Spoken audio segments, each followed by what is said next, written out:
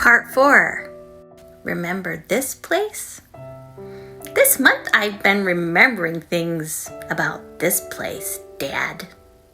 Counselor after counselor has told me that the reason why I ended up with the LDS ecclesiastical abuser 28 years older than me was because somebody had prepared me for that, and that somebody was you, Dad.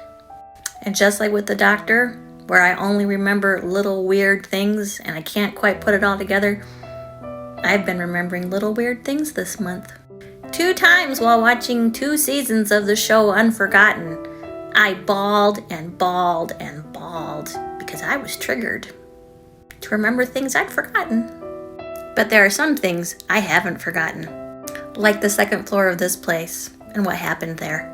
Here we go. Is everyone enjoying the dance of letting all the skeletons out of the closet?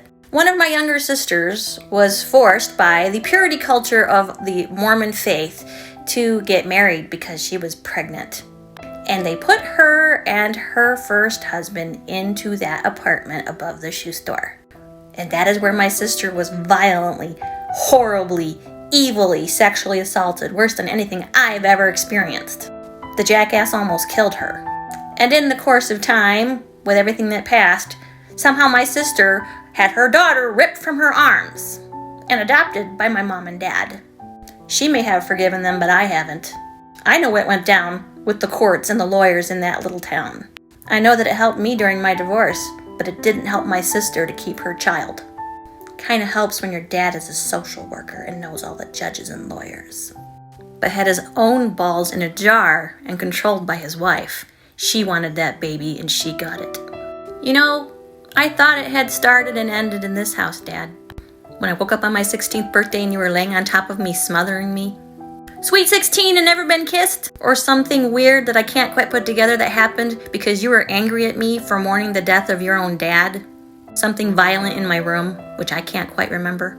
But no, it began when I was in my crib. I remember when you put your hand over my mouth and nose and laid on top of me and told me to shut up and quit crying. And so I learned to shut up or die because, I couldn't breathe. Did you know, Dad, that when Liebchen threw up the green, I knew it was the same color as the mouse poison you kept in the basement? And that he wasn't the only pet to die weird ways in our family? And amid all this, we were told all the time, it's better if you came home in a pine box than without your virtue. Always irony, isn't it? So funny. Who took my virtue? This is the house where I had suicidal ideation, where I wished and wished to go back to heavenly parents who loved me and were perfect. If home is where the heart is, it certainly isn't where you are, Mom and Dad.